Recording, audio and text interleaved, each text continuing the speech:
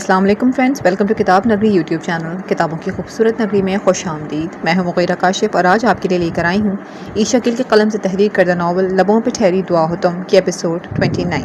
Episode شروع کریں گے مگر اس سے پہلے آپ ہماری ویڈیو کو لائک کر لیجئے، چینل سبسکرائب کر لیجئے اور بیل آئیکن کلک کرنا مت بھولیے گا۔ تو چلیں شروع کرتے ہیں۔ شام کے 7 بج رہے تھے۔ وہ حارث سے ملنے کے بعد ایزل کی دوائیاں لیے گھر ہی آ رہے تھے جب ڈیش بورڈ پہ پڑا موبائل چلا اٹھا۔ انہوں نے موبائل اٹھا کر ایک نظر اسکرین پر ڈال کر واپس رکھنا چاہا مگر نظریں اور ہاتھ اسکرین پر پڑتے ہی واپس نہ پلٹ سکے۔ ایزل، مائی ہیپینس، اسکرین پر جگمگاتے کو دیکھ کر بے ساختہ بے یقینی بھرا ایزل ان کے لبوں سے نکلا۔ وہ آج بھی ان کی خوشی کا سبب تھی، تبھی اتنا سب ہونے کے باوجود بھی ان کے ہاتھ اس کا نام نہ بدل سکے۔ ایزل کی کال؟ وہ پھر سے بڑبڑائے تھے۔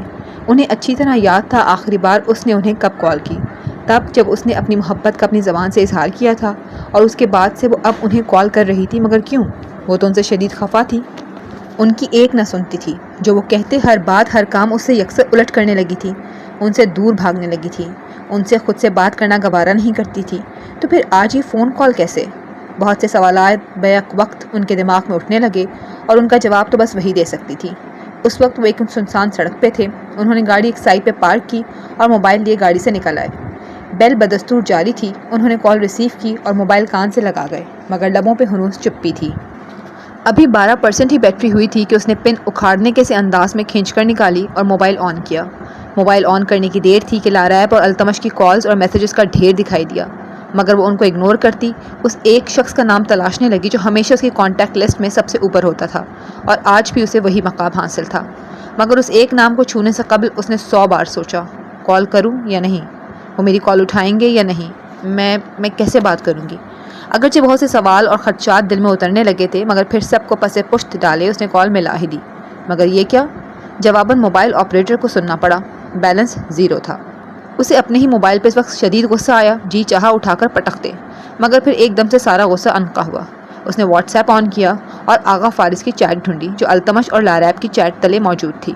کبھی یہ چیٹ ہمیشہ ٹاپ پہ ہوا کرتی تھی مگر اب اسے تیسرے نمبر پہ دیکھ کر ایک ہوک سی دل میں اٹھی تھی۔ وہ شخص جس نے اسے تیسرا کہہ کر ناقابل بیان تکلیف دی تھی، وہ اگر خود کو تیسرے نمبر پہ دیکھ لیتا تو اس سے کہیں گنا بڑھ کر تکلیف سے گزرتا۔ کتنی ہی دیر تو ایزل ڈی پی پہ نظر آتے وجاہت کے اس شاہکار کو دیکھتی رہی، جی چاہا اس چہرے پہ لب رکھتے، مگر پھر نظر کم ہوتی بیٹری کی جانب بھٹکی تو جلدی سے کال ملاتی۔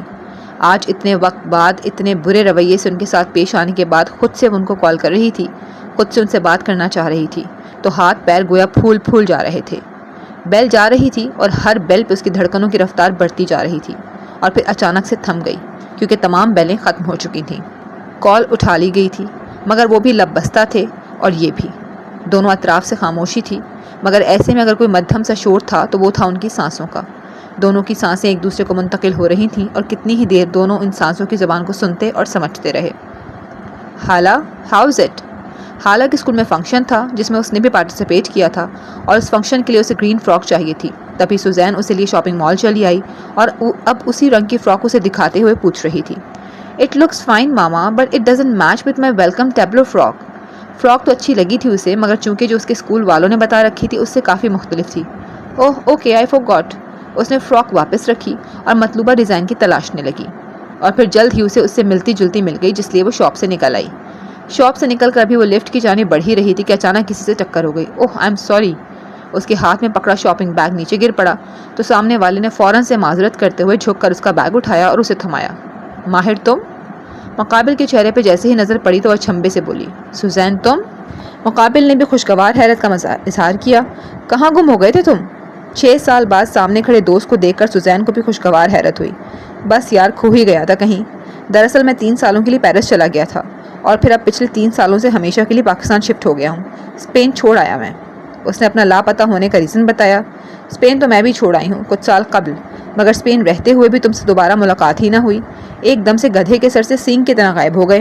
سوزین اس کے اسپین چھوڑ کر پاکستان شفٹ ہو جانے پہ حیران بالکل نہ ہوئی، ہاں اس پہ حیران ہوتی ہنس پڑی کہ دوسری بار اس کی اپنے کسی پرانے دوست سے یوں اچانک ٹکرانے پہ ملاقات ہوئی تھی، اور وہ بھی پھر سے شاپنگ مال میں ہی، پہلے التمش سے اور اب ماہر سے۔ غائب بھی ایک وجہ سے ہوا تھا۔ کچھ سوچ آتے ہی وہ تلخی سے بولا، کیوں؟ تمہارے پیچھے کیا 40 ملکوں کی پولیس لگی ہوئی تھی؟ سوزین نے غیر متانت سے پوچھا۔ نہیں، مگر شاید کسی کی بد دعا ضرور لگی ہوئی تھی۔ وہ ہولے سے بڑبڑایا مگر سوزین سن چکی تھی۔ کس کی بد دعا؟ اور فوراً سے قبل اس کے منہ سے سوال پھسلا، ارے کسی کی نہیں، تم بتاؤ کون سی شاپنگ ہو رہی تھی، اور یہ تمہاری بیٹی ہے کیا؟ اب کہ اس کا دھیان سوزین کے گھٹنے تک آتی حالہ پہ پڑا تو پوچھ بیٹھا۔ ہاں، حالہ نام ہے اس کا۔ پوچھنے سے قبل ہی اس نے ساتھ ہی نام سے بھی آگاہی فراہم کی، کیونکہ جانتی تھی اگلا سوال یہی ہوگا۔ ارے بھائی ماشاءاللہ، یہ تو بالکل شہزادی ہے۔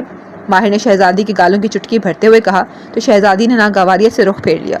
وہ کوئی التمش تھوڑی نہ تھا جس کی تعریف پہ وہ کھل اٹھتی یا چھونے پہ سرخ پڑ جاتی۔ تمہاری بھی کوئی شہزادی یا شہزادہ ہے یا پھر ابھی شادی ہی نہیں کی؟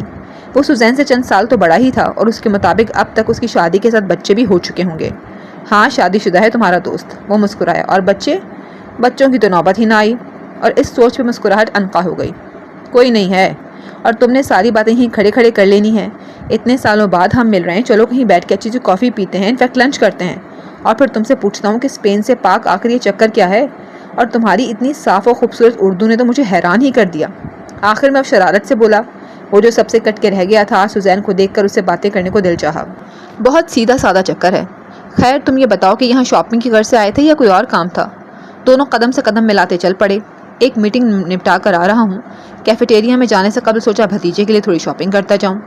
ماہر کی فیملی میں صرف اس کا ایک بڑا بھائی ہی تھا جو شادی شدہ تھا، اور 1 سال قبل ہی اٹلی سے پاکستان ماہر کے پاس شفٹ ہوا تھا۔ کتنے دنوں سے کہہ رہا تھا چاچو گیمنگ کٹ لا دیں، انفیکٹ بہت فرمائشیں ہیں جناب کی۔ چلتے چلتے وہ یہاں وہاں کی باتیں کرتے کیفیٹیریا کے پرسکون گوشے میں جا بیٹھے۔ انہوں نے کال اٹھائی اور اپنی سماعتوں کو مکمل طور پہ اس کی آواز پہ لگا دیا، مگر کتنی ہی دیر سوائے اس کی مدھم سی سرگوشیاں کرتی سانسوں کے اور کچھ بھی سنائی نہ دیا۔ اس سنسان سڑک پہ گاڑی سے ٹیک لگائے کھڑے وہ ایزل کی ہر سانس کو گویا اپنی سانس میں اتار رہے تھے۔ ان کے عقب میں نہر تھی جس کا پانی ٹھہرا ہوا تھا۔ دونوں اطراف قد آور درخت تھے جن کے پتے جمود تھے۔ ہوا کہیں معدوم سی تھی، غرض کہ سب کچھ خاموش اور کشیف سا تھا۔ اگر کچھ چل رہا تھا تو وہ تھیں دونوں کی گرم سانسیں جو ایک دوسرے کو حدت پہنچا رہی تھیں۔ ان کا جی چاہا وہ یوں ہی لبوں سے خاموش رہیں اور بس ان سانسوں کی بولی بولتے رہیں، کیونکہ جو سکون ان کے ذریعے ان کے سینے کی گہرائیوں تک رسائی حاصل کر رہا تھا وہ شاید لفظوں سے حاصل ہونے والا نہیں تھا۔ ان کے دل کی بس کچھ دیر تک ہی سنی گئی سانسوں کی بولی کو قفل لگ چکا تھا، کیونکہ ایک مدھر آواز اسپیکر سے ابھری تھی۔ لہجہ الجھا سا تھا۔ ایک سوال ہے من میں، پوچھنا چاہتی ہوں۔ اس نے مدھم سست روی سے چلتی سانسوں کا گھلا گھونٹ کر ایک طویل سانس بھری اور مدعے پہ آئی۔ تو گویا کوئی سوال کھینچ لایا تمہیں اس فون کال تک۔ انہوں نے تلخی سے سوچا، نہ جانے کیوں دل میں خوش گمانی سی پیدا ہوئی تھی کہ کیا پتہ اس کا دل بے چین ہو رہا ہو مجھ سے بات کرنے کے لیے۔ کاش آپ مجھے اپنی زندگی میں وہ حیثیت و مقام دیتے کہ میرا جب جی چاہتا آپ کو اپنے قریب کر کے آپ کی ہر سانس کو اپنے پورے وجود میں بھر لیتی، اور ہر لمحہ آپ کی بخشی سانسوں کے سہارے جیتی۔ آپ کی مہک بھری پر حدت سانسوں سے اپنی برودت بھری سانسوں کو گرمی بخشتی۔ آپ کے وجود سے لپٹ کر سانسوں کے سبب حرکت کرتے آپ کے سینے پر سر رکھ کر دنیا جہان کی ہوش بھلا دیتی۔ مگر کاش اگر آپ مجھے وہ مقام دیتے۔ یہ سڑک اگرچہ سنسان تھی مگر پھر بھی کچھ وقفے بعد کوئی نہ کوئی موٹر سائیکل یا رکشہ گزر ہی جاتا۔ سوچنے کو تو بہت کچھ تھا مگر اس وقت اسے سوچنا نہیں بلکہ بولنا تھا۔ اس سانسوں کی آنکھ مچولی کو ختم کرتے ہوئے ایک سوال اٹھانا تھا جو کہ اس نے اٹھایا۔ ایک سوال ہے من میں، پوچھنا چاہتی ہوں۔ نہ ان کا نام پکارا، نہ ایک دوسرے کا حال دریافت کیا گیا، بس خاموشی اس ایک سوال سے توڑی گئی جو اس کے من میں کسی ناک کی مانند کنڈلی مارے بیٹھ گیا تھا۔ اسے لمحہ ڈس رہا تھا اور وہ اس ڈنگ کو مزید نہیں سہ سکتی تھی، تبھی بول پڑی، پوچھو۔ انہوں نے اپنے لہجے پہ وہی کرخت سا خول چڑھا لیا جو وہ اس شام کے بعد سے ایزل کو دکھانا چاہ رہے تھے۔ اس لہجے پہ ایزل نے صبر و برداشت کا گھونٹ بھرا تھا۔ اس وقت وہ جن احساسات سے گزر رہی تھی ان کے دوران آغا فارس کا یہ روکھا بے اعتنائی بھرا انداز اسے چیر کر رکھ گیا، مگر وہ 2 چیزوں کا گھونٹ بھر کر خود کو مضبوط بنانے کی صحیح کرتی بولی، اس روز آپ میرے پاس آئے تھے یا نہیں؟ کس روز؟ انہوں نے الجھ کر پوچھا۔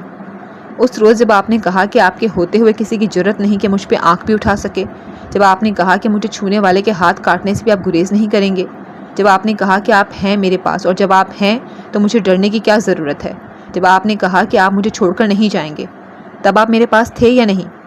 وہ انہیں ان کی کہی ایک بات یاد دلاتی بولی تو وہ جو گاڑی سے ٹیک لگائے ہوئے تھے ٹھٹک کر سیدھے ہوئے۔ تو کیا وہ جاننا چاہ رہی تھی کہ اس کا خواب واقعی خواب تھا یا ایک حقیقت کو وہ خواب سمجھتی رہی؟ وہ یہ حقیقت نہیں کھولنا چاہتے تھے، نہیں چاہتے تھے کہ وہ یہ سوچے کہ وہ تو بس اس سے اوپر سے ناراضگی بنائے ہوئے ہیں، وگرنہ تو مرے جا رہے ہیں اس کے لیے۔ یہ ناراضگی انہوں نے قائم ہی اس لیے کی تھی تاکہ وہ ان کی بات کا مان رکھے اور اس شخص سے دوبارہ کوئی تعلق نہ رکھے جسے وہ اس کے لیے پسند نہیں کرتے۔ کیا؟ کس روز؟ میں نہیں جانتا تم کس روز کی بات کر رہی ہو۔ وہ خشک ہوتے لبوں کو زبان پھیر کر تر کرتے بولے، اسی روز جب آپ نے مجھے اپنے سینے سے لگا کر میرے خوف کے آگے ایک مضبوط حصار کھینچ دیا، مجھے اپنے بازوؤں کے دائرے میں مقید کر کے ہر خوف سے رہائی بخش دی، اس روز آپ میرے پاس تھے یا نہیں؟ اس نے اپنے ایک ایک لفظ پر زور دے کر استفسار کیا تو آغا فارس نے اپنے آپ سے ہی نگاہیں چرائیں۔ یہ فضول سوال پوچھنے کے لیے تم نے مجھے میں نے پوچھا اس روز آپ میرے پاس تھے یا نہیں؟ اس سے مزید ان کا گریز کرنا برداشت نہ ہوا تو پھٹ پڑی، بتائیں تھے یا نہیں؟ نہیں۔ وہ بھی جواباً سرد مہری سے بولے تو ایزل بے بسی بھری ہنسی ہنس کر رہ گئی۔ اس ہنسی میں بھیگے پن کی چھنکار تھی۔ اس کی ہنسی انہیں شدید الجھا گئی۔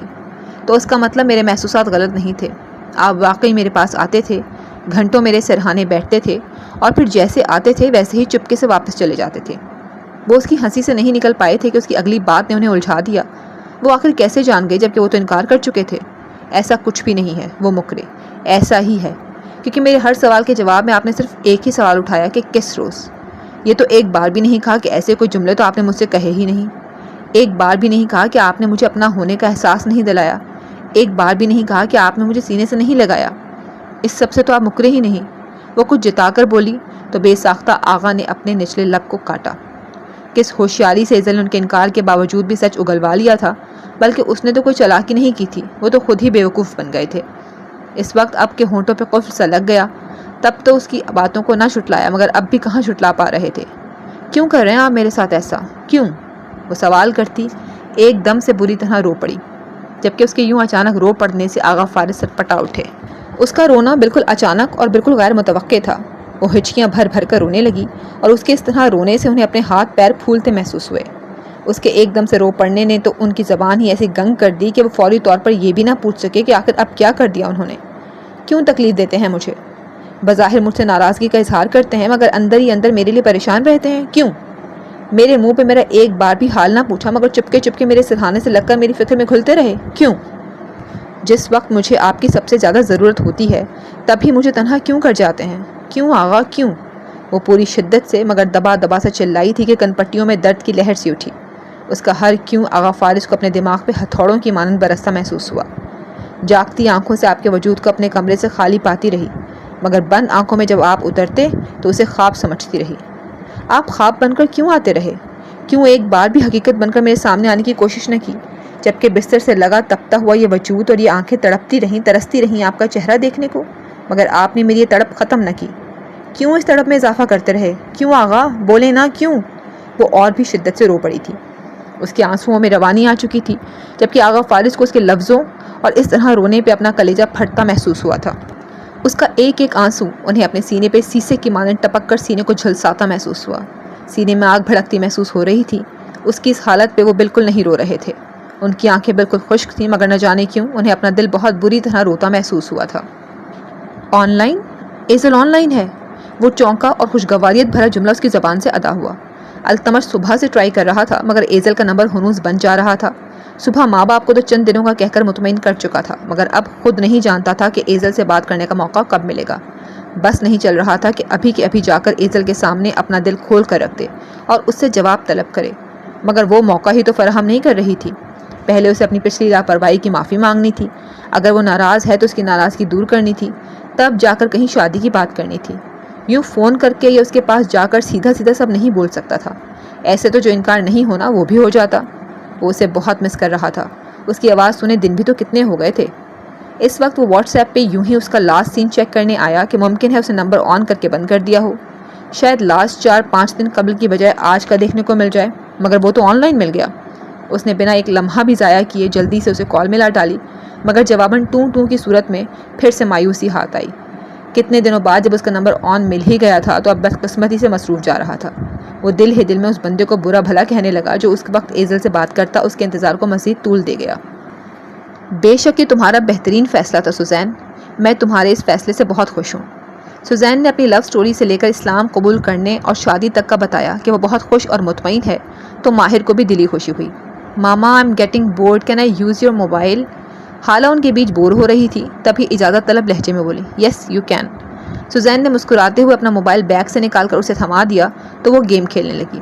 چلو اب بتاؤ کہ یہ اچانک سے پیرس جانے اور پاکستان شفٹ ہو جانے کی تمہیں کیا سوجی؟ سوزین نے اپنی کہانی سنانے کے بعد اب کے اس سے پوچھنا چاہا اور گرما گرم کافی کی چسکی بھری۔ لنچ وہ لوگ کر چکے تھے۔ بتاؤں گا، وہ ہولے سے بولا۔ ایسا بھی کیا راز ہے جو تم بتانے سے ڈر رہے ہو؟ ڈر نہیں لگ رہا سوزین، بلکہ گریز کر رہا ہوں۔ بات ہی کچھ ایسی ہے کہ شرم آ رہی ہے خود پہ۔ وہ چہرے پہ شرم ساری لیے بولا۔ تم مجھ پہ ٹرسٹ کر کے شیئر کر سکتے ہو، میں تمہیں کسی بات کو لے کر شرمندہ نہیں کروں گی، نہ ہی تمہارا راز یہاں سے باہر جانے دوں گی۔ ماہر کی آنکھوں میں کچھ تو ایسا تھا کہ سوزین بھی جاننے کو بے چین ہوئی۔ مجھے تم پہ ٹرسٹ ہے، تبھی تو اتنا بھی بتا دیا کہ اس کے پیچھے میری شرمندگی ہے، ورنہ یہ بھی نہ بتاتا، کچھ بھی جھوٹ بول دیتا اور تم مان بھی لیتی۔ مگر میں بھی اب یہ راز کسی کو بتانا چاہتا ہوں، اپنے دل کا بوجھ کسی کے سامنے ہلکا کرنا چاہتا ہوں، مگر کوئی ایسا ملا ہی نہ۔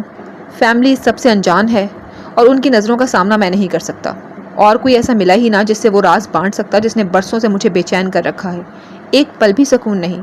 وہ نظریں ٹیبل پہ جمائے بول رہا تھا، میں سن رہی ہوں ماہر۔ یہ ایک جملہ ہی کافی تھا ماہر کے لیے۔ یہ سنتے ہی اس نے خود کو بولنے کے لیے تیار کیا۔ آپ میری باتوں کا جواب کیوں نہیں دے رہے؟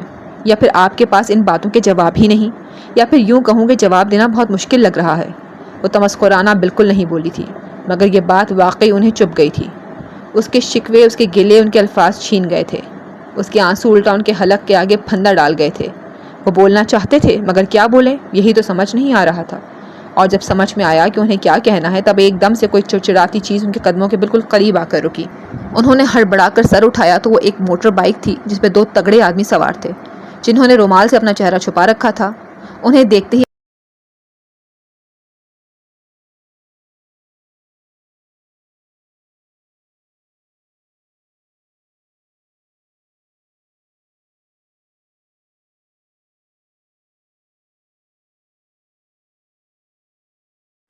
سب بے حد عجیب چل رہا تھا ان کے بیچ۔ جب آغا فارس اس کے قریب ہوتے تو وہ دور بھاگنے لگتی، اور جب وہ دور ہونے کا دکھاوا کرتے تو وہ قریب نہ آنے پہ سوال اٹھانے لگتی۔ جب وہ ناراض تھے تب ایزل ان سے معافیاں مانگتی رہی، اور جب وہ ٹھیک ہوئے تو ایزل نے خود پہ لا تعلقی کا خول چڑھا لیا۔ مگر اب آغا فارس لا تعلقی کا اظہار کر رہے تھے تو وہ ساری دنیا بھلائے، سارے خول اتارے، ساری انا کو پس پشت ڈالے، ایک بار پھر سے ان سے دوری کا گلہ کرتی رو پڑی تھی۔ میں جانتی ہوں آپ مجھ سے ناراض ہیں، مگر میں نہیں جانتی تھی کہ میری لاپرواہی کا مجھے اتنا بڑا خمیازہ۔ ہیلو آغا، آپ مجھے ہیلو۔ ایک دم سے موبائل سپیکر سے چچراہٹ کا تیز شور اٹھا، اور پھر اس نے آغا فارس کو یہ کہتے سنا، یہ کیا جہالت ہے؟ کون ہو تم لوگ؟ واپس کرو میرا موبائل۔ تجھے اچھی طرح بتاتے ہیں کہ کون ہیں ہم لوگ، چپ چاپ سارا مال ہمارے حوالے کر دے، ورنہ… یہ وہ الفاظ تھے جنہیں ادا کرتے ہوئے جلدی سے ان کا موبائل آف کر دیا گیا۔ کون لوگ؟ کن لوگوں نے ان کا موبائل پکڑ لیا؟ یہ کن سے بحث کر رہے تھے؟ وہ ٹوں ٹوں کرتے موبائل کو دیکھتی وہ شدید مضطرب سی گویا ہوئی۔ اس نے آغا فارس کے تو الفاظ بآسانی سن لیے، مگر پھر ایک انجانی آواز بھی موبائل سپیکر سے ابھری تھی، جسے پہلے تو وہ سمجھ نہ پائی، مگر پھر جب سمجھ آئی تو دل دہل اٹھا۔ اس نے بے اختیار اپنے دل پہ ہاتھ رکھا، کہیں آغا کسی مصیبت میں تو نہیں پھنس گئے؟ کہیں وہ لوگ کوئی لٹیرے ڈاکو؟ نہیں ایسا کچھ نہیں ہوا ہوگا، یا اللہ میرے آغا کی حفاظت کرنا۔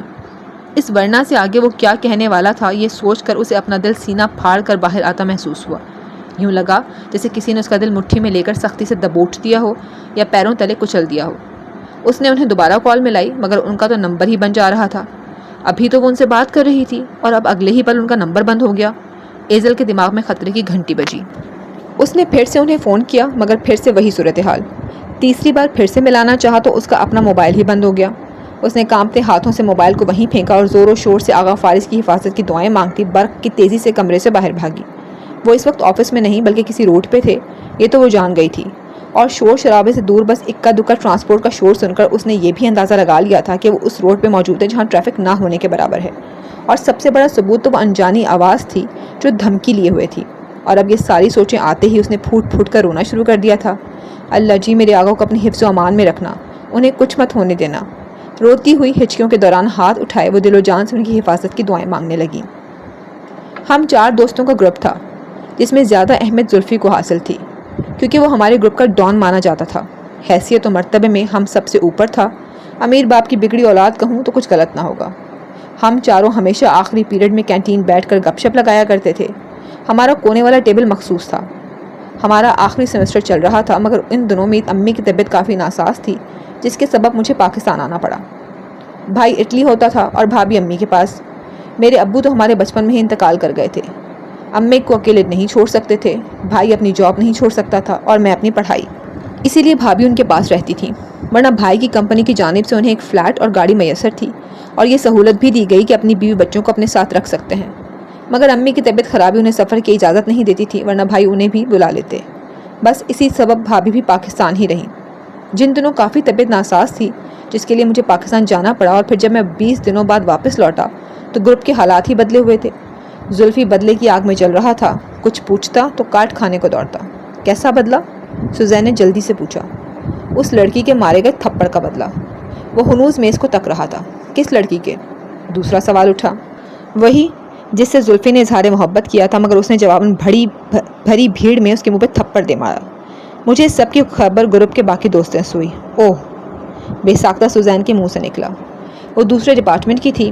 میں اس لڑکی کو پہلے بھی 1-2 بار کینٹین میں ہی اس کی دوست کے ساتھ دیکھ چکا تھا، مگر مجھے نہیں علم تھا کہ زلفی اس میں دلچسپی لینے لگا ہے اور یونیورسٹی سے باہر اس کا پیچھا بھی کرتا رہا ہے اور اسے تنگ بھی کرتا رہا ہے۔ یہ تھپڑ والا معاملہ میرے پیچھے ہوا۔ دوستوں نے بتایا کہ زلفی نے سب کے سامنے اس کا ہاتھ پکڑا اور انداز ایسا تھا کہ زبردستی اقرار کروا کے چھوڑے گا، مگر اس نے گھبرانے یا اس کے روب میں آنے کی بجائے اسے بھری بھیڑ میں ذلیل کر کے رکھ دیا۔ کم از کم زلفی کے نزدیک یہ ضلالت ہی تھی۔ وہ یونیورسٹی میں کوئی اچھی شہرت نہیں رکھتا تھا، اور اسی سبب وہ لڑکی تو کیا، کوئی بھی لڑکی اسے گھاس نہیں ڈالتی تھی۔ میں نے زلفی کو سمجھانا چاہا کہ دیکھو ساری غلطی اس کی نہیں ہے، مگر وہ بھڑک اٹھا اور میرے منہ پہ 2 مکے جڑ دیے اور کہنے لگا کہ وہ اس وقت بارود بنا ہوا ہے، اسے نہ ہی چھڑوں تو بہتر ہے۔ وہ اس سے اس تھپڑ کا بدلہ ہر حال میں لے کر ہی رہے گا۔ اور واقعی وہ بدلہ لیے بغیر چین سے بیٹھنے والوں میں سے نہیں تھا، اور اس کا بدلہ یقین اس صورت ہوتا کہ یا تو کچھ ایسا کرتا جس سے وہ ہر کسی کی نظروں میں رسوا ہو کر رہ جاتی، یا پھر اسے اغوا کر کے اس کا استعمال کرتا۔ اللہ اللہ ماہر، یہ تم نے کس قسم کے دوست بنا رکھے تھے؟ اغوا اور رسوائی والی باتوں پہ سوزین کی روح کانپ اٹھی۔ ابھی تو تم ان کی ذہنیت پہ حیران ہو رہی ہو، جب میری حقیقت جانو گی تو دنگ رہ جاؤ گی۔ وہ ابھی سے شرم سے پانی پانی ہو رہا تھا، جبکہ سوزین نے اس بات پہ ایک افسردگی بھری سانس خارج کی، کیونکہ اتنا تو اس نے طے کر رکھا تھا کہ حقیقت چاہے کیسی بھی ہو، وہ ماہر کو برا بھلا نہیں کہے گی۔ جب اس نے اسے اتنا اعتماد دیا ہے کہ وہ اس پہ اعتبار کر کے اپنا خطاؤں سے بھرا ماضی اس سے بانٹے، تو اسے ماہر کا اعتبار نہیں توڑنا تھا۔ تو پھر کیا بدلہ لیا اس نے بات آگے بڑھانے کی خاطر پوچھا۔ اس نے نہیں، میں نے۔ وہ اتنا ہولے سے بولا کہ سوزین کو بمشکل سنائی دیا۔ تم نے؟ مگر تم نے کیوں اور کیسے؟ وہ کچھ متحیر سے استفسار کرنے لگی۔ کیونکہ اس کام کے لیے مجھے چنا گیا۔ زلفی سے کہیں زیادہ خبیث دلاور تھا۔ اس نے مشورہ دیا کہ اس کی تصویروں کو فوٹو شاپ کرنے یا اسے اغوا کرنے کی بجائے کچھ ایسا کیا جائے جس سے بھلے وہ دنیا کی نظروں میں رسوا نہ ہو، مگر اس کا دل مسمار ہو کر رہ جائے۔ اس نے کہا کہ اس لڑکی نے تمہارا دل توڑا ہے، تو کیوں نہ کچھ ایسا کیا جائے جس سے اس کا بھی دل ٹوٹ کر چکنا چور ہو جائے۔ اس نے تمہاری محبت کو ٹھکرایا ہے، تو کیوں نہ کوئی ایسا ہو جو اس کی محبت کو بھی ٹھکرا کر رکھ دے۔ جیسے کو تیسا۔ بدلہ تو صحیح معنوں میں تب پورا ہوگا۔ زلفی جس قدر آتش فشاں بنا بیٹھا تھا، لگتا تو نہیں تھا کہ اس آئیڈیا کا تائید کرے گا، مگر وہ مان گیا۔ مزید دلاور نے کہا کہ کوئی لڑکا ڈھونڈنا ہوگا جو اسے اپنی محبت کے جال میں پھنسائے، اور پھر جب وہ اس کی محبت میں پور پور ڈوب جائے تو وہ اسی محبت کو پیروں تلے روند کر چلا جائے۔ مگر ہمارے گروپ کا تیسرا اور شاطر معین بولا کہ لڑکا ڈھونڈنے کی کیا ضرورت ہے، لڑکا تو یہیں موجود ہے، اور وہ لڑکا تھا میں۔ آخر میں وہ یوں بولا جیسے اس مختصر جملے میں اپنے لیے ملامت برس رہی ہو۔ اور تم اس پہ راضی ہو گئے؟ ایک امید سی تھی سوزی کو کہ وہ نفی میں سر ہلا دے گا، مگر اس نے شرمساری سے اس بات میں سر ہلا ڈالا، تو یہ امید وہیں ٹوٹ گئی۔ میں دل سے راضی نہ تھا، مگر میرے دوستوں نے اپنی دوستی کو لے کر ایسی باتیں کی کہ میں راضی ہو گیا۔ جیسے کہ کیسے دوست ہو تم، ایک لڑکی تمہارے دوست کو پوری یونیورسٹی کے سامنے دھتکار کر چلی گئی، وہ بھی اس کے منہ پہ تمانچہ مار کر، تمہارے لیے کوئی بات ہی نہیں۔ میں تمہاری جگہ ہوتا تو اس لڑکی کو اس کے گھر سے اٹھوا کر اس کا وہ حال کرتا کہ دنیا دیکھتی، مگر اپنے دوست کو یوں آگ میں جلنے کے لیے نہ چھوڑتا۔ تمہیں میری آگ ٹھنڈی کرنی پڑے گی ماہر، تمہیں میرا بدلہ لینا ہی ہوگا، ورنہ تمہاری میری دوستی یہیں پہ ختم۔ دلاور اور معین بھی زلفی کے حمایتی بنے اور مجھے ماننا ہی پڑا۔ ان کے نزدیک میری پرسنالٹی اور انداز گفتگو ایسا تھا کہ میں چند دنوں میں ہی کسی لڑکی کو پٹا سکتا تھا، اور یونیورسٹی کی کئی لڑکیاں واقعی مرتی تھیں مجھ پہ، مگر میں چونکہ زلفی کے گروپ کا حصہ تھا، اسی وجہ سے دور بھی رہتی تھی، ہمت ہی نہیں کر پاتی تھی مجھ سے بات کرنے کی۔ تو جیسے کہ تم نے کہا کہ تم زلفی کے گروپ کا فرد تھے، تو پھر وہ لڑکی کیسے تمہاری طرف مائل ہو پاتی؟ سوزین کے نزدیک یہ سوال بہت اہم تھا کہ اگر اس نے بدلہ لے لیا تو آخر کیسے وہ لڑکی اس کے جال میں آ گئی، کیونکہ وہ بھی تو انہی کا دوست تھا۔ وہ یہ بات نہیں جانتی تھی۔ بتایا تھا نا کہ میں نے اسے اس واقعے سے قبل 1-2 بار ہی دیکھا، اور اس نے تو ایک بار بھی نہ دیکھا۔ جب یہ واقعہ ہوا اس دوران میں پاکستان میں تھا، اور میری غیر موجودگی کے سبب اس کے بعد وہ تینوں ہی بس اسے کینٹین نظر آتے رہے، بلکہ انہوں نے بتایا کہ 2 بار کے بعد انہوں نے اسے پھر کینٹین میں نہ دیکھا۔ اس کا ڈپارٹمنٹ الگ تھا۔ وہ اپنی دوست کے ساتھ کبھی کبھار ہی ہمارے ڈپارٹمنٹ کی کینٹین میں آتی تھی۔ یوں لگتا تھا جیسے دوست ہی کھینچ تان کر لے آتی ہے۔ خیر، پھر طے بھی یہی پایا کہ اسے پٹانے کا کام یونیورسٹی سے باہر کیا جائے۔ ہمارا چونکہ لاسٹ سیمسٹر تھا اور 1.5 مہینہ ہی باقی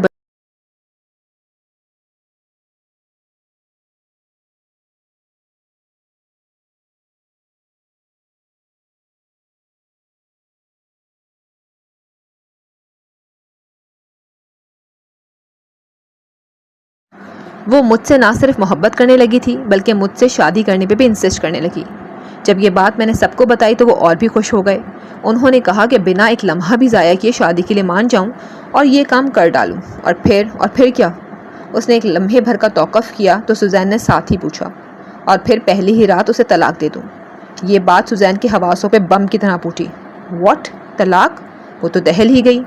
تو کیا تم نے اسے؟ نہیں سوزین، میں نے اسے طلاق نہیں دی، وہ آج بھی میری بیوی ہے۔ وہ اسے ٹوک کر بولا اور انگلی اور انگوٹھے کو آنکھوں پہ ٹکائے سختی سے آنکھیں میچ گیا۔ میں نے اس سے شادی کر لی اور پھر دوستوں سے جھوٹ بول دیا کہ میں نے اسے چھوڑ دیا، مگر میں ایسا کر نہ سکا، میں اسے چھوڑ نہ سکا۔ وہ میرے سامنے سرخ جوڑا پہنے میرے لیے سجی سنوری بیٹھی تھی، میرے منہ سے محبت بھرے الفاظ سننے کی تمنا کیے ہوئے تھی، میری محبت کی منتظر تھی، اور میں متذبذب سے کھڑا وہ الفاظ تلاش رہا تھا جن میں اس کے سامنے حقیقت سے پردہ اٹھا کر وہ 3 لفظ اس کے منہ پر مار سکوں، مگر میں نہ مار سکا۔ وہ میری محبت کی منتظر تھی اور میں اس کی طرف بڑھ گیا اسے محبت دینے کو۔ وہ رات غموں بھری نہیں بلکہ خوشیوں بھری تھی۔ میں سمجھ نہیں پا رہا تھا کہ میں نے ایسا کیوں کیا، میں اپنے مقصد سے پیچھے کیوں ہٹ گیا، کیوں طلاق اس کے سپرد نہ کر سکا، کیونکہ تمہیں بھی اس سے محبت ہو گئی تھی ماہر۔ سوزین بہت آرام سے بولی، لبوں پہ آزردگی بھری مسکان تھی۔ ہاں، صحیح کہا تم نے، میں بھی اس سے محبت کرنے لگا تھا، مگر اس محبت کا انکشاف شادی کی پہلی رات ہوا جب میرے منہ سے وہ لفظ ادا ہی نہ ہو سکے۔ اس نے بھی اقرار کیا۔ شادی کے پورے 2 مہینے میں اس کے ساتھ رہا ایک شوہر کی حیثیت سے، اور وہ جو پہلے ہی مجھ سے اتنی محبت کرتی تھی، ان 2 مہینوں میں اس نے اس سے بھی کئی گنا محبت مجھے دی کہ میں اس سے الگ ہونے کا، اسے سچ بتانے کا تصور بھی چھوڑ بیٹھا۔ مگر ایک روز وہ رکا۔ کیا ہوا اس روز جو وہ یوں رک سا گیا؟ ایک روز زلفی نے مجھے اس کے ساتھ ایک ریسٹورینٹ میں دیکھ لیا۔ میں بہت کوشش کرتا تھا کہ اس کے ساتھ باہر نہ نکلوں، مگر اس روز اس نے مجھے ایک خوش کن سرپرائز دیا، میرے جنم دن کا، مگر اس کے ساتھ ساتھ زلفی کی وہاں آمد نے مجھے ایک بھیانک سرپرائز دے ڈالا۔ ہم دونوں کو ہنستا مسکراتا کیک کاٹتا دیکھ زلفی کے تن بدن میں آگ لگ گئی۔ اس نے آؤ دیکھا نہ تاؤ اور مجھ پہ ٹوٹ پڑا۔ ذلیل کمینے، دغا باز کہیں کے، اتنا بڑا فریب رچایا تو نے میرے ساتھ، تجھے تو میں چھوڑوں گا نہیں۔ زلفی کو دھوکہ دیا نا تو نے، اب دیکھ میں تیرے ساتھ کرتا کیا ہوں۔ اس سے قبل وہ مزید آپے سے باہر ہوتا، ریسٹورنٹ انتظامیہ نے مداخلت کر کے اسے مجھ سے دور کیا۔ وہ حیران پریشان کھڑی تھی۔ وہ زلفی کو پہچانتی تھی، مگر اس کا مجھ سے کیا تعلق ہے اور میں نے اسے کیا دھوکہ دیا ہے، ان سب سوچوں میں وہ الجھی کھڑی تھی۔ مگر یہ الجھن بھی زلفی نے جلد ہی دور کر دی۔ اس نے پورے مجمع کے سامنے میری اس سے شادی کا سچ کھول ڈالا، الف سے یہ تک ساری حقیقت کا اس پر سے پردہ اٹھا ڈالا۔ ایک پہاڑ تھا جو اس وقت اس پہ ٹوٹا تھا۔ وہ اس حقیقت کو سننے کے بعد اپنے پیروں پہ کھڑی نہ ہو سکی اور وہیں شاخ بیت کی مانند لہرا کر گر پڑی۔ میں اسے اپنے بازوؤں پہ اٹھا کر گھر لایا، اور کس طرح یہ سفر طے کیا یہ میں ہی جانتا ہوں۔ جانتا تھا ہوش میں آنے پہ اس کا کیا ریاکشن ہوگا، تبھی اسے اسپتال لے جانے کے بجائے گھر لے آیا۔ جب اسے ہوش آئی تو اس نے میرے ہوش اڑا دیے۔ وہ بفری ہوئی شیرنی کی مانند مجھ پہ ٹوٹ پڑی اور میں چپ چاپ اس کا ہر وار سہتا رہا۔ مگر ہوش تو تب آئی جب اس نے دھکے دے کر مجھے گھر سے نکالنا چاہا۔ وہ میری ایک نہیں سننا چاہتی تھی۔ میں اسے بتانا چاہتا تھا کہ میں اس سے سچی محبت کرتا ہوں، مگر وہ تو میری شکل تک دیکھنے کی روادار نہیں تھی۔ اس نے کہا نفرت ہے اسے مجھ سے، اور اس وقت واقعی میں نے اس کی آنکھوں میں ایک قہر سا دیکھا تھا جو مجھ پہ برسنے کو تیار تھا۔ اس نے مجھے دھکے دے کر اس گھر سے نکال دیا کیونکہ وہ گھر میرا تھا ہی نہیں۔ اس نے نکالا تو دوبارہ میری بھی ہمت نہ ہوئی اس کے در پہ جانے کی، اس کا دروازہ کھٹکھٹانے کی، کیونکہ میں اسی قابل تھا۔ وہ پھر سے انگلی اور انگوٹھے کی مدد سے اپنی آنکھوں کو میچ گیا اور ندامت سے سر جھکا گیا۔ سوزین کے پاس اسے حوصلہ دینے کو الفاظ تو تھے، مگر وہ ادا نہیں کر پا رہی تھی۔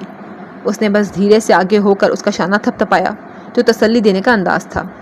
میں چھوڑ آیا، سب چھوڑ آیا۔ پاکستان اپنی حالت لے کر نہیں جانا چاہتا تھا، تبھی پیرس چلا گیا، مگر ابھی چند مہینے ہی گزرے تھے کہ میری امی کا بھی انتقال ہو گیا۔ میں جو پہلے ہی ٹوٹا ہوا تھا مزید ٹوٹ گیا۔ پاکستان آیا، ان کو اپنے ہاتھوں سے قبر میں اتارا۔ یوں تو ان کی بڑے عرصے سے طبیعت خراب تھی، مگر تب ہر لمحہ مجھے یہی لگتا رہتا جیسے میرے رب نے میری ماں کو مجھ سے چھین کر مجھے میری کیے کی سزا دی ہے۔ میں ان کی وفات کے بعد 1 مہینہ ہی وہاں رک سکا کیونکہ وہ گھر ویران ہو چکا تھا، کچھ نہیں بچا تھا وہاں میرے لیے۔ نہ باپ نہ ماں نہ ہی بھائی اور بھابھی، کیونکہ بھائی بھابھی کو لے کر اٹلی جا چکے تھے۔ مجھے بھی وہ گھر کاٹ کھانے کو دوڑتا تھا جہاں میرے ماں باپ کی یادیں تھیں۔ میرے لیے وہاں رہنا مشکل ہونے لگا۔ مجھے اس وقت سکون چاہیے تھا، جبکہ وہاں میرا دماغ پھٹنے لگا تھا۔ تب ہی میں واپس چلا گیا، مگر سکون تو مجھے وہاں بھی نہ ملا۔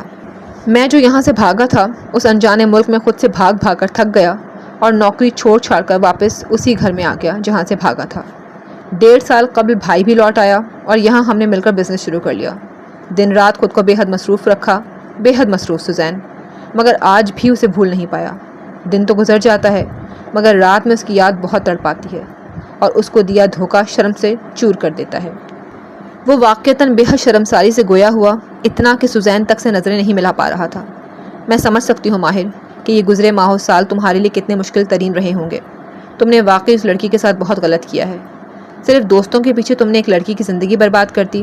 کاش تم ایسا کرنے سے پہلے سوچ لیتے، ایک بار سوچ لیتے تو اتنا بڑا قدم نہ اٹھاتے۔ دوستی ختم ہو رہی تھی تو ہونے دیتے، مگر کسی کی زندگی تباہ نہ کرتے۔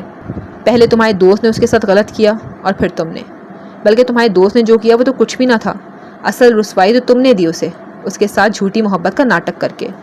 محبت کے نام پہ کسی کا دل نہیں توڑا کرتے ماہر، خاص کر لڑکیوں کا۔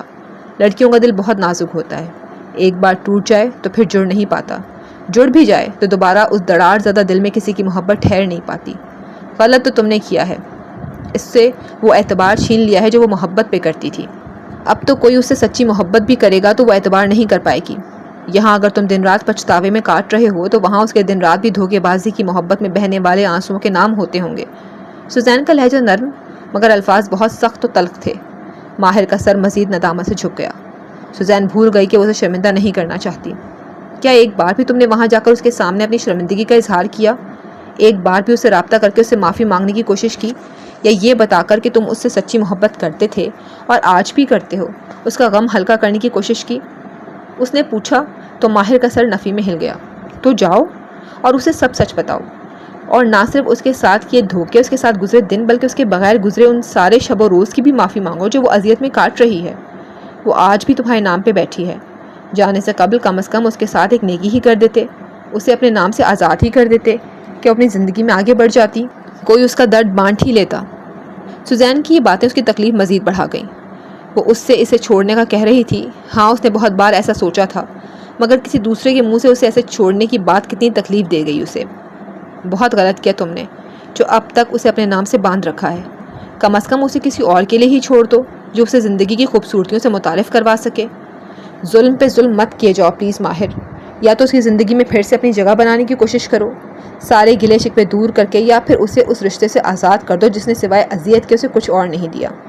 تم سمجھ رہے ہو نا میں کیا کہہ رہی ہوں؟ سوزین نے اس کا شانہ ہلا کر اسے جیسے ہوش دلائی۔ ہاں، وہ فقط اتنا ہی کہہ پایا۔ تمہیں یہ کرنا ہوگا ماہر۔ 6 برس تم نے اسے بہت اذیت دے لی، اب اور نہیں۔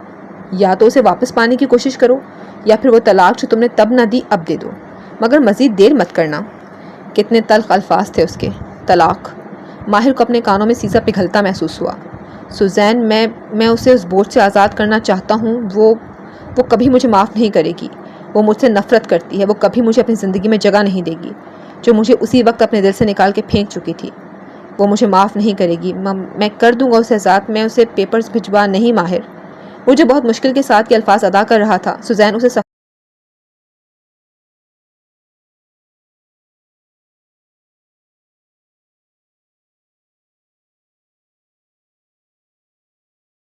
کیا سب جاننے کے بعد بھی تمہیں لگتا ہے کہ وہ میری منتظر ہوگی؟ متحیر سب گویا ہوا۔ ہو بھی سکتی ہے، ناممکن تو نہیں۔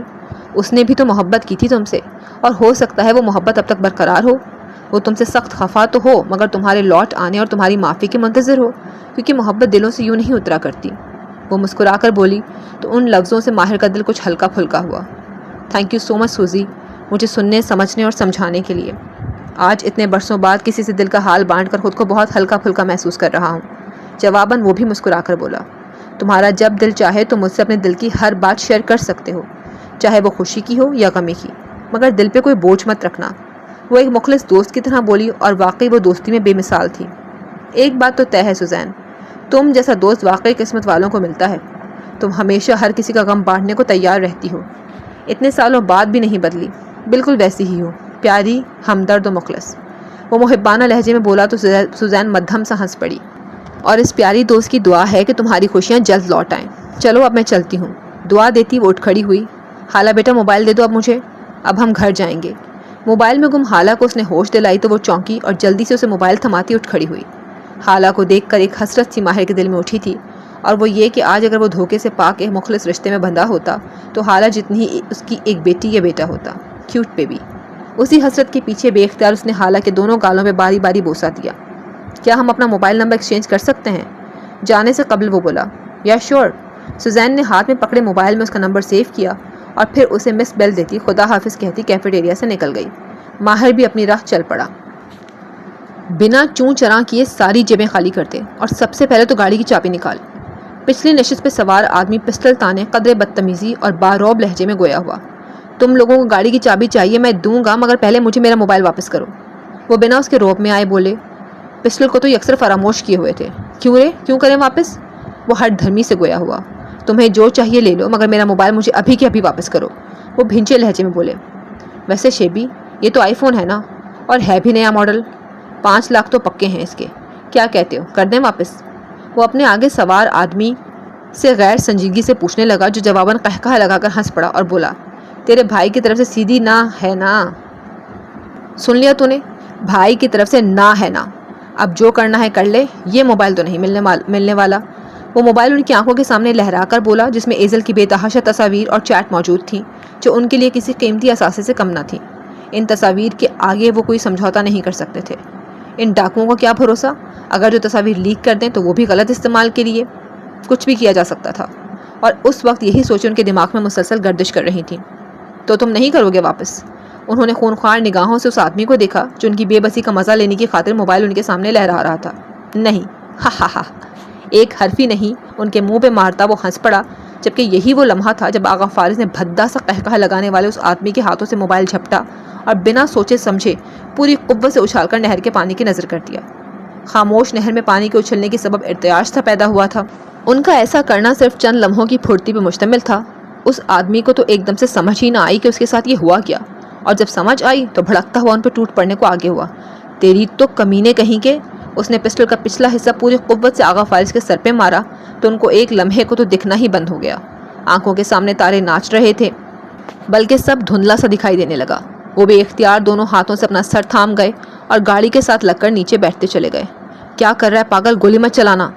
بائک ڈرائیور نے اس کا ٹریکر پہ دباؤ دیکھ کر جلدی سے ہاتھ پکڑ کر اسے گولی چلانے سے روکا۔ اس کمینے نے پورے 5 لاکھ نہر کی نظر کر دی اور تو کہہ رہا ہے کہ گولی مت چلا؟ وہ چلایا تھا۔ وہی پاگل کہیں کے، 70-80 لاکھ کی گاڑی کے آگے تو 5 لاکھ کو رو رہا ہے۔ گاڑی کی چابی لے تاکہ نکلے ہم یہاں سے۔ اس نے پیچھے بھڑکے بیٹھے اپنے دوست کو سمجھایا کہ گاڑی کی چابی نکلوائے تاکہ وہ جلدی سے یہاں سے فرار ہو سکیں۔ پسٹل چونکہ پچھلے کے پاس تھی، تبھی ہاتھ خالی کروانا اس کا کام تھا۔ جلدی سے چابی دے ورنہ کھوپڑی کھول دوں گا تیری۔ تھوڑا سا آگے جھک کر ان کی کنپٹی پہ پسٹل سے دستک دیتا، اب کہ وہ زیادہ خطرناک تیور لیے بولا تو آقا نے گاڑی کی طرف اشارہ کیا۔ یہ کہہ رہا ہے کہ چابی گاڑی کے اندر ہی ہے، اب تو اس کی جیبیں خالی کر۔ دیکھ کیا رہا ہے نومی، جلدی کر۔ شیبی نے اسے ٹہوکا مارا تو وہ بائک پہ بیٹھے بیٹھے ہی ان پہ جھکا اور ان کی جیب سے ان کا والٹ نکال لیا۔ اس کے علاوہ جیبوں سے کچھ بھی نہ ملا۔ آغا فارس خونی نگاہوں سے بس اسے دیکھتے رہ گئے کہ پیسہ گاڑی بچا کر کیا کرنا، بس جسے بچانا تھا بھلے پانی کی نظر کر کے ہی صحیح، مگر بچا لیا تھا۔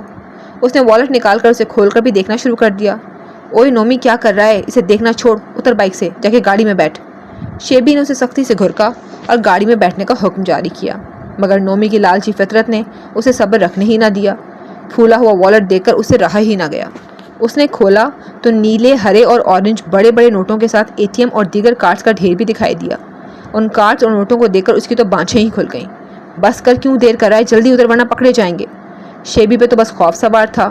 نومی نے بھی والٹ بند کرنا چاہا، مگر تب بھی اس کی نظر وائٹ پلاسٹک کے اندر مخفی ایک چھوٹی سی تصویر پہ پڑی۔ وہ تصویر کسی لڑکی کی تھی۔ یہ کون حسینہ ہے؟ اس نے بڑبڑاتے ہوئے تصویر نکالی، جبکہ اس بڑبڑاہٹ پہ آغا فارس کے فوراً کان کھڑے ہوئے۔ انہوں نے ایک جھٹکے سے سر اٹھا کر اوپر دیکھا تو وہ ان کے والٹ میں مقید تصویر نکال کر چھچھور بھری نگاہوں سے دیکھ رہا تھا۔ ایزل؟ وہ بالکل مدھم سا بڑبڑائے، یعنی وہ تصویر ایزل کی تھی جسے والٹ کی خفیہ پاکٹ میں رکھنے کے سبب وہ بھول ہی چکے تھے۔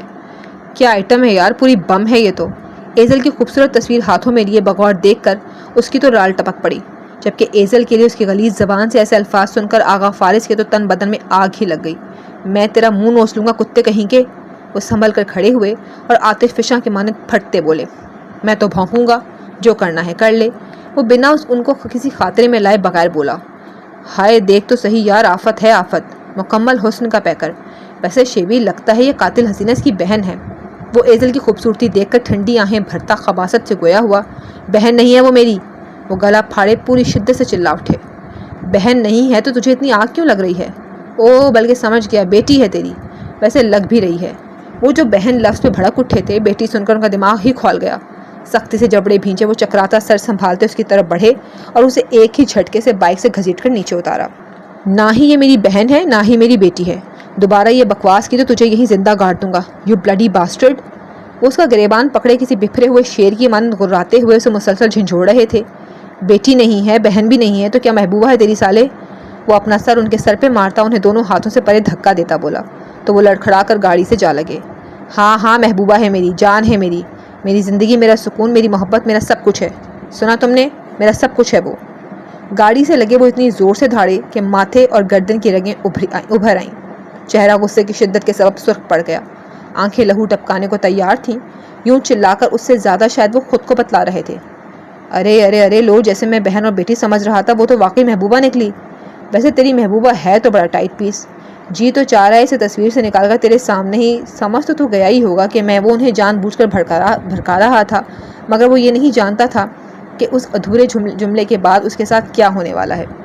وہ اپنا اگلا جملہ بھی پورا نہیں کر پایا تھا کہ آغا فارس شیر کسی دھاڑ لیے ایک ہی جست میں اس پہ لپک پڑے۔ کیا بکواس کی تو نے؟ کیا بکواس کی؟ وہ وحشیوں کی مانند ایک ہاتھ سے اس کے بال نوچتے جبکہ دوسرے سے مکے برسا کر اس کا منہ لہو لہان کرنے لگے۔ شیبی نے مداخلت کی تو انہوں نے لات مار کر اسے پرے دے گرایا۔ اس مار کٹائی میں تصویر ہاتھ سے چھوٹ کر مٹی بھری زمین کی نظر ہو گئی۔ فارس کی جان کو ہاتھ لگائے گا تو اس کے ساتھ غلط کرے گا؟ انہوں نے اب کے اس کے بازو کو مروڑتے ہوئے دانستہ ایزل کا نام لینے سے گریز کیا۔ خنزیر کی اولاد، تیرے تو وہ پرزے ہی سلامت نہیں چھوڑوں گا کہ تو کسی لڑکی کے ساتھ غلط کرنے کا سوچ بھی سکے۔ یہ کہتے ہوئے انہوں نے اسے پھر جہاں جہاں لات ماری اور ایسی لات ماری کہ سنسان سڑک اس کی چیخوں سے گونج اٹھی۔ شیبی اپنے دوست کو جلاد سے بری طرح پٹتا دیکھ ہمت کر کے اٹھا اور اب کے اسے چھڑوانے کی بجائے پسٹل تلاشنے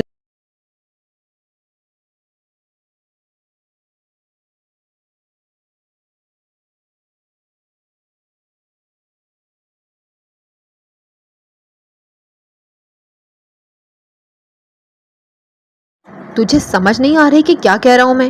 گولی چلا دوں گا، بہتری اسی میں ہے کہ اسے چھوڑ دے۔ اب کہ اس نے پسٹل کا منہ بالکل آغا فارس کی کنپٹی کے ساتھ جوڑ دیا تو انہوں نے ایک آخری گھونسا اس کی ناف پہ مار کر اسے پرے دھکا دے کر گرا دیا۔ شیبی کے بچے دیکھ کیا رہا ہے، چلا گولی اور مار دے سالے کو، زندہ مت چھوڑنا اسے۔ خون سے رنگے کپڑے جھاڑ کر اٹھنے کی بمشکل صحیح کرتا وہ مشتعل ہوتا بولا، مگر شیبی فطرتاً ڈرپوک قسم کا آدمی تھا۔ لوٹ مار میں وہ صرف لوٹ کرتا تھا، مار نہیں۔ کسی کی جان لینے سے ڈرتا تھا، بس ڈرا دھمکا کر ہی کام پورا کر لیتا تھا، تب بھی گولی چلانے کی ہمت نہ تھی اس میں۔ نومی یار چھوڑ اس کو، یہ کوئی پاگل مجنون عاشق ہے، تو گاڑی میں بیٹھ جا کے۔ شیبی نے نومی کو لڑائی جھگڑا یہیں روک کر فرار ہونے کو کہا۔ ایسے کیسے بیٹھ جاؤں؟ اب یا تو آر یا تو پار، مگر اس پاگل مجنون عاشق کو لہو میں لت پت تڑپتا دیکھے بغیر میں ہرگز نہیں جاؤں گا۔ اس کمینے نے مجھے گالی دی، اسے تو میں چھوڑوں گا نہیں۔ انہوں نے اسے کوئی ایک گالی تھوڑی نہ دی تھی، مگر شاید کوئی ایک گالی اسے بہت بری طرح لگ گئی تھی جس نے اس کا ٹیمپر شارٹ کر دیا کہ اس قدر بری طرح پٹنے کے باوجود بھی وہ ہمت مجتمع کیے کھڑا ہونے کی کوشش کرنے لگا۔ ہمت ہے تو آ، چلا گولی، میں بھی دیکھتا ہوں کہ ایک انگلی تک بھی کیسے لگاتا ہے تو مجھے۔ وہ بھی لاوا بنے کھڑے تھے، پھٹنے کو تیار، بلکہ پھٹ تو چکے تھے اور اب اسے چیلنج کر رہے تھے۔ اچھا ایسی بات ہے تو پھر تو دیکھ کے کیسے دیکھتے ہی دیکھتے ایک ہی گولی سے تیرا دماغ کھول کر رکھتا ہوں۔ وہ اتنی بری طرح پٹنے کے باوجود بھی اٹھا، حالانکہ ایسی جگہ سے درد اٹھ رہا تھا کہ ناقابل بیان تھا وہ درد، مگر بدلے کی آنکھ نے ہر درد کو پس پشت ڈال دیا اور اوپر سے ان کا اسے چیلنج کرنا اس کی سود بت پہ پردے ڈال گیا۔ اس نے شیبی سے پسٹل جھپٹی اور ان کے سر کی طرف نشانہ باندھا، جبکہ شیبی جو ہکا بکا کب سے دونوں کو دیکھ رہا تھا پسٹل ہاتھ سے جاتا دیکھ بے اختیار اس کی طرف بڑھا اور اسے روکا۔ پاگل مت بن، اسے مار دیا تو قتل کیس بن جائے گا، پولیس کتے کی طرح سونگتی ہوئی ہمارے سر پہ پہنچ جائے گی اور پھر ہمیشہ کے لیے جیل میں سڑنا پڑے گا۔ وہ اسے ہوش کے ناخن لینے کو بولا۔ راہ چلتے مسافروں کو لوٹ کر تو وہ پلک جھپکتے فرار ہو جاتے تھے، بلکہ نومی نے تو ایک دو پہ گولی بھی چلائی، مگر جن پہ چلائی وہ بائک سوار تھے، اس لیے آج تک کوئی خطرہ پیش نہ آیا۔ مگر ایسی موٹی تگڑی آسامی کے مرنے کا شیبی رسک نہیں لینا چاہتا تھا، کیونکہ اس کی سوچ کے مطابق ایسے لوگوں کے قتل کے بعد آدھا شہر جاگ اٹھتا تھا اور اسے اپنی زندگی بہت پیاری تھی، جسے وہ جیل کی نظر نہیں کرنا چاہتا تھا، اسی لیے نومی کو روکنے لگا۔ چھوڑ دے مجھے شیبی، اس نے مجھے ماں بہن کی گالی دی۔ ڈکیت ہوں اس کا مطلب یہ نہیں کہ ماں بہن کو لے کر میرے اندر غیرت نہیں، اس کی کھوپڑی تو میں کھول کر ہی رہوں گا۔ وہ اپنا ہاتھ چھڑوانے کی صحیح کرتا بولا، تجھ جیسے گھٹیا خبیث لوگ جو ماں بہن کو حرام کھلاتے ہوں ان میں بھی غیرت ہوتی ہے؟ واہ بھائی واہ۔ وہ اسے مزید بھڑکانے کو تالیاں پیٹتے بولے، تیری تو بغیرت۔ جواباً وہ بھی گالیاں بکنا شروع ہو گیا، مگر اس سے قبل کوئی بڑی گالی بکتا اور آغا فارس اس پہ کوئی ایکشن لیتے، شیبی سے ہاتھا پائی کے دوران اس کا ٹریگر پر دباؤ بڑھا اور ایک گولی پسٹل کا منہ چیر کر خارج ہوئی۔ دونوں کے ہاتھ جو کھینچا تانی میں آگے پیچھے کو حرکت کر رہے تھے، اسی لمحے جہاں تھے وہیں تھم گئے۔ خاموش فضا میں ایک دہلا دینے والا ارتعاش پیدا ہوا تھا۔ گولی نکلی اور ایک شے کو چیرتی ہوئی پار نکل گئی۔ ان دونوں نے بے ساختہ آغا فارس کی طرف دیکھا، جن کے منہ سے ایک درد بھری کرہ نکلی تھی، اور دوسری نظر ان کے ٹپ ٹپ بہتے خون پہ ڈالی، اور تیسری نظر ایک دوسرے پہ۔ آنکھوں ہی آنکھوں میں ایک دوسرے کو کوئی اشارہ دیا، اور پھر آؤ دیکھا نہ تاؤ، ایک نے بائک سنبھالی، دوسرے نے گاڑی، اور پھر دونوں ہی لمحوں میں فرار ہو گئے۔ گاڑی اور بائک کے بیک وقت چلنے سے ایک بار پھر فضا میں شور برپا ہوا، مگر پھر ان کے دور ہوتے جانے سے ایک دم سے تھم سا گیا۔ وہ جو گاڑی سے ٹیک لگائے خود کو سنبھالے کھڑے تھے، گاڑی کا سہارا چھوٹتے ہی دھرم سے گھٹنوں کے بل زمین پہ جا گرے۔ فضا میں ایک بار پھر سے خاموشی چھا گئی، ایک ہولناک سی خاموشی، سینوں کو چیرتی خاموشی، دہلا دینے والی خاموشی۔ بابا جان۔ سب لاؤنج میں بیٹھے ہوئے تھے جب ایزل کی پریشانی میں گھلی پکار پہ اعجاز کے ساتھ ساتھ نادیہ اور انم نے بھی بیک وقت پلٹ کر اندھا دھند سینے اترتی ایزل کی جانب دیکھا۔ یا اللہ خیر ایزل، کیا ہوا؟ نادیہ نے تو اس کی اونچی اور پریشان پکار پہ گھبرا کر فوراً استفسار کیا۔ ماما، بابا، وہ کیا ہوا ایزل بیٹا، اتنی پریشان کیوں ہو؟ اب کے سوال اعجاز کی طرف سے آیا۔ اس کے ہکلا کر بولنے اور رو پڑنے پہ سب کے تو ہاتھ پیر ہی پھول گئے۔ بابا جان، وہ بتاتی تو بعد میں، پہلے رونا ہی ختم نہیں ہو رہا تھا۔ ارے میری گڑیا، کیا ہوا؟ یہاں بیٹھو اور آرام سے بتاؤ۔ اعجاز نے اسے پکڑ کر اپنے برابر بٹھایا۔ بابا وہ آغا، کیا ہوا فارس کو؟ ایزل کی بات مکمل ہونے سے قبل ہی انم تیزی سے بولتی سوال گو ہوئی، جبکہ باقی سب کا ماتھا بھی ٹھنکا کہ ایزل یوں روتے ہوئے اگر آغا فارس کا ذکر کر رہی ہے تو کہیں اسے کچھ ہوا نہ ہو۔ آپ بھی میں آغا سے بات کر رہی تھی تو، اور اس تو سے آگے ایزل نے آغا فارس اور اس انجان شخص کا دھمکی آمیز جملہ حرف بہ حرف ان کے سامنے دہرا دیا، جس نے باقی سب کو بھی بری طرح چونکا کر رکھ دیا۔ کیا؟ تینوں بیک وقت بول اٹھے۔ اللہ خیر کرے۔ نادیہ نے تو فوراً اپنا دل تھاما۔ ایزل، تم نے صحیح سنا نا؟ کہیں فارس نے کچھ اور تو نہیں کہا اور تمہیں غلطی لگی ہو؟ یہ سوال انم کی طرف سے آیا۔ نہیں آپ ہی، مجھے کوئی غلط فہمی نہیں ہوئی، میں نے یہی سنا ہے وہ کسی کو غصے سے کہہ رہے تھے کہ… اس نے ایک بار پھر اپنی بات دہرائی تو انم جو کھڑی تھی متوحش سی صوفے پر بیٹھ گئی۔ اللہ نہ کرے کہ بچے کے ساتھ کوئی سیریس مسئلہ درپیش آیا ہو۔ اعجاز، آپ فون ملائیں نا اسے۔ نادیہ بھی تشویش زدہ سی بولی۔ اگرچہ ایزل نے بتایا تھا کہ ان کا نمبر بند جا رہا ہے، پھر بھی اعجاز سر ہلاتے انہیں کال میں لانے لگے۔ نمبر بند جا رہا ہے، میں اس کے آفس کال کر کے دیکھتا ہوں، وہ یاسیت بھرے لہجے میں بولے۔ ایزل یہ بھی بتا چکی تھی کہ وہ آفس میں نہیں بلکہ شاید کسی روڈ پہ موجود تھے، مگر پھر بھی ضروری تھا وہ جان لیں۔ آفس کال کی تو معلوم ہوا وہ تو کافی وقت پہلے کے جا چکے ہیں۔ بابا، فارس کو کہیں کچھ ہو؟ اللہ نہ کرے آپ ہی، کیسی باتیں کر رہی ہیں آپ؟ آقا کو کچھ نہیں ہوگا، کبھی بھی کچھ نہیں ہوگا، وہ ٹھیک ہوں گے انشاءاللہ۔ انم کی ادھوری بات سن کر ایزل کا تو دل دہر کر ہی رہ گیا، اور پرسکون اس سے زیادہ وہ خود کو یقین دلانے اور پرسکون رکھنے کی صحیح کر رہی تھی۔ ہے نا بابا، آقا کو کچھ نہیں ہوگا نا؟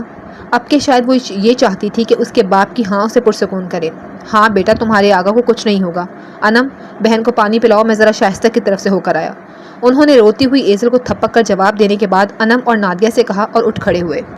وہاں کیوں جا رہے ہیں؟ اسے کچھ مت بتائیے گا ورنہ بے حد پریشان ہو جائے گی۔ نادیہ بول اٹھی۔ دیکھنے جا رہا ہوں، کیا پتہ گھر آ گیا ہو، نہیں تو خود جاؤں گا اسے تلاشنے۔ دعا کرو گھر ہی ہو۔ اعجاز نے جانے کی وجہ بتائی تو نادیہ سمجھتی ہوئی سر ہلانے لگی۔ اچھا تو پھر جلدی جائیں نا، وہ بے صبری سے بولی تو وہ بھی چل پڑے۔ انم پانی لے آئی اور ایزل کو پلانے لگی۔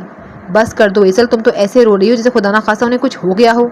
انم کا بولنے کا انداز کچھ عجیب سا تھا، جبکہ اس کی بات کے جواب میں ایزل بس اسے زخمی چیرتی نگاہوں سے دیکھتی رہ گئی۔ یوں تو انم بھی آغا فارس کے لیے بہت فکر مند تھی اور دل ہی دل میں دعا گو تھی، مگر ایزل کا یوں پھوٹ پھوٹ کر رونا اسے کہیں نہ کہیں جھلسا کر رکھ گیا کہ اس پوری دنیا میں ایزل ہی کو سب سے زیادہ اس کے منگیتر کی فکر کیوں ہے؟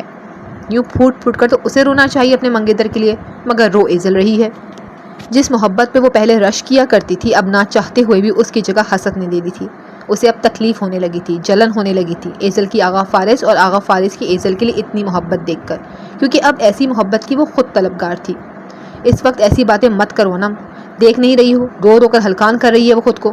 نادیہ نے انم کو گھرکا۔ اور ایزل کی فکر میں بولی، کیونکہ اس کی طبیعت بمشکل سنبھلی تھی اور اب پھر سے وہ خراب کرنے پہ تلی تھی۔ ٹھیک ہے، میں کچھ نہیں کہہ رہی۔ وہ برا مناتی ایک طرف بیٹھ گئی۔ چند منٹ ہی گزرے تھے کہ نادیہ کا موبائل بجا۔ اعجاز کا فون تھا۔ انہوں نے فوراً اٹھایا۔ ماما کیا کہہ رہے تھے بابا؟ انم جو چھوٹتے ہی پوچھنے والی تھی، ایزل اس سے بھی زیادہ بےتابی دکھاتی پوچھنے لگی۔ فارس ابھی تک گھر نہیں آیا، وہ اسے ڈھونڈنے نکلے ہیں۔ نادیہ نے قنوطیت اور آزردگی بھرے لہجے میں بتایا تو نہ جانے ایزل کو ایک دم سے کیا ہوا کہ وہ اٹھی اور زینوں کی جانب بھاگی۔ ایزل کیا ہوا بیٹا؟ نادیہ نے متفکر لہجے میں پکار لگائی، مگر وہ اندھا دھند جینے طے کرتی گئی۔ ماما؟ انم نے بے چارگی اور بے بسی بھری صورت لیے ماں کی طرف دیکھا۔ ماما اگر ایزل نے جیسا کہا ہے ویسا ہی ہے تو پھر تو میرا بھی سوچ سوچ کر دل بیٹھ رہا ہے کہ کہیں فارس کے ساتھ کچھ برا نہ ہو جائے۔ شہر کے حالات آپ کو پتہ تو ہے کیسے ہیں۔ چلتے چلتے لوگ بے قصور معصوم لوگوں کو نقصان پہنچا جاتے ہیں۔ ماما بہت برے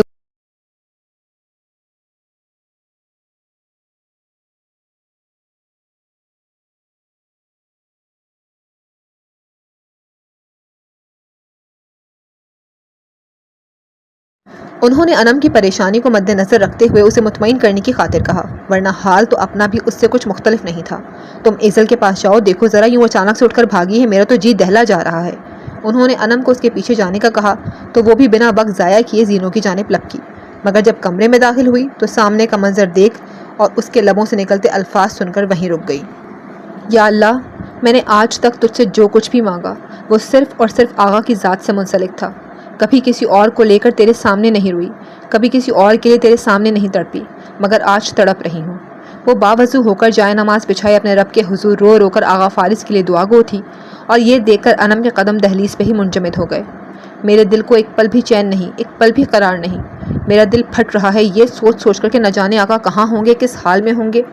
دونوں ہاتھ اٹھائے، چہرہ آنسوؤں سے تر کیے، سسکیوں بھری آواز سے بمشکل بولتی وہ اس شخص کے لیے دعا گو تھی جو اس کی کل کائنات تھا، اس کی زندگی کی سب سے بڑی خوشی بلکہ اس کے جینے کا سبب تھا، اور جو واقعی نہ جانے اس وقت کس حال میں تھا۔ میں تجھ سے تڑپ کر دعا کرتی ہوں کہ میرے آقا کو اپنی حفظ و امان میں رکھنا، انہیں کچھ مت ہونے دینا۔ میرے رب تو بہت رحیم ہے، بہت کریم ہے، ان پہ اپنا کرم کرنا، انہیں اپنی حفاظت کے دائرے میں مقید رکھنا۔ مجھ پہ بھی اپنا کرم کر دے، میری دعا کو سن لے۔ چہرہ منہ میں چھپائے وہ زار و قطع رو پڑی کہ اب تو آواز بھی گھٹ گھٹ کر نکل رہی تھی۔ اس ورنا سے آگے سوچ سوچ کر اسے واقعی اپنا دل و دماغ پھٹتا محسوس ہو رہا تھا۔ دروازے پہ کھڑی انم کی آنکھوں سے آنسوؤں کی لکیریں روانی سے بہہ نکلیں۔ وہ جو کچھ وقت قبل ایزل کی فکر پہ جھلس رہی تھی، اب اس کی ہر دعا پہ دل و جان سے آمین کہتی دبے قدموں واپس پلٹ گئی۔ یا رب، تو اپنے بندوں کو سننے کے لیے ہمہ وقت تیار رہتا ہے۔ تجھے تو پسند ہے تیرے بندے رو رو کر سچے دل سے تجھ سے کچھ مانگیں۔ بے شک تو بہت سخی و کریم ہے، شرم و حیا والا ہے، اور تجھے تو حیا آتی ہے کہ تو اپنے بندوں کو خالی ہاتھ واپس لوٹائے۔ آج تیری یہ گنہگار بندی تجھ سے رو رو کر شدت دل سے تجھ سے اپنے آقا کی سلامتی مانگتی ہے۔ اسے اپنے در سے خالی ہاتھ واپس مت لوٹانا، کیونکہ اگر اس کے آقا کو کچھ ہو گیا تو وہ جی نہیں پائے گی۔ ہاں، وہ نہیں جی پائے گی، وہ مر جائے گی ان کے بغیر۔ اپنے آقا کے بغیر وہ تو کچھ بھی نہیں ہے۔ اگر انہیں کچھ ہوا تو تیری اس بندی کی سانسیں بھی اس سے دغا کر جائیں گی۔ یا رب، اپنی اس بندی کو اس کے آقا کی سلامتی بخش کر بچا لے اسے۔ ہاتھوں میں چہرہ چھپائے وہ اس شدت سے دعا کر رہی تھی کہ اس شدت کے پیچھے اسے اپنے اندر سے جان نکلتی محسوس ہو رہی تھی۔ وہ اس وقت بے بسی کی آخری انتہا پر تھی۔ آج سے قبل اس نے خود کو اتنا بے بس محسوس نہیں کیا تھا، ہاں تب بھی نہیں جب آغا فارس نے اسے اپنانے سے انکار کر دیا تھا۔ اپنے آنسو خشک کرتی وہ تیزی سے زینے اترتی نادیہ کو جواب دیتی اپنے کمرے میں چلی آئی، اور سوچنے لگی کہ کیا وہ بھی اسی تڑپ کے ساتھ آغا فارس کی سلامتی کی دعا مانگ پائے گی یا نہیں جس تڑپ کے ساتھ ایزل مانگ رہی تھی۔ وہ ان کے لیے بہت فکر مند تھی، یہ تو سچ تھا، مگر جب مانگنے بیٹھی تو ایزل جیسی تڑپ چاہ کر بھی اپنے اندر پیدا نہیں کر پا رہی تھی۔ اس سے اسے اتنا تو معلوم ہو گیا کہ ایزل سے بڑھ کر کوئی بھی ان کی سلامتی کے لیے اس قدر نہیں تڑپ سکتا تھا۔ اے رب، مجھے نہیں معلوم کہ میری تڑپ میں کتنی طاقت ہے، مگر اتنا ضرور جانتی ہوں کہ اس تڑپ کا ایزل کی تڑپ سے کوئی مقابلہ نہیں۔ میری نہ سہی، اسی کی تڑپ کو دیکھتے ہوئے فارس کو ہر تکلیف ہر بلا سے محفوظ رکھنا۔ اسے نہیں سمجھ آ رہی تھی کہ وہ کہاں سے شروع کرے، مگر دعا تو مانگنی ہی تھی، اور مانگتے ہوئے آنکھیں پھر سے بھر آئی تھیں۔ ان کے گرد حفاظت کا حصار ٹوٹنے نہ دینا۔ اے میرے رب، وہ اب میرے لیے بہت خاص ہیں، بہت خاص۔ میرے دل نے تو ابھی سے انہیں اپنا مجازی خدا تسلیم کر رکھا ہے، انہیں اپنے دل کے بہت قریب مان لیا ہے۔ اب انہیں اس دل سے اور نظروں سے دور مت ہونے دینا۔ تو میرے تمام خدشات کو ختم کر دے، فارس کو صحیح سلامت گھر بھیج دے۔ کشن سینے سے لگائے اس پہ چہرہ جھکائے خاموش آنسو بہاتی، وہ بھی اس شخص کے لیے دعائیں کرتی رہی جو ہر ایک کے دل میں ہی اپنی محبت پیدا کرنے کا ہنر رکھتا تھا، جو ہر ایک کی ہی محبت کے